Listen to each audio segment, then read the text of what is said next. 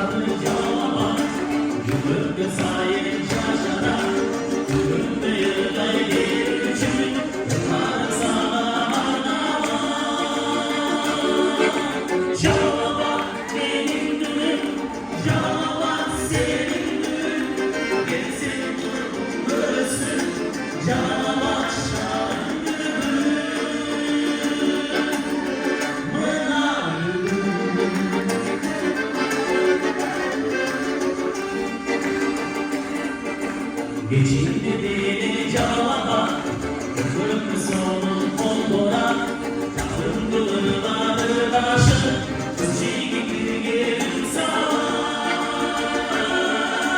Cevaba benim gülüm, cevaba senin gülüm, Gezin kurban göğsüm, cevaba şarın gülüm, Mına gülüm.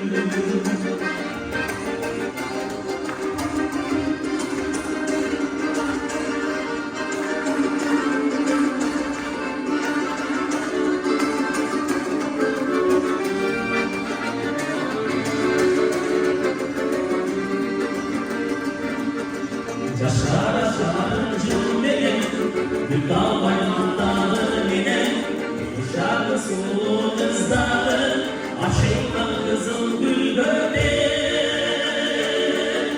Canıma bak benim gülüm, canıma bak senin gülüm, gezin burnum göğsüm, canıma bak şarkı gülüm,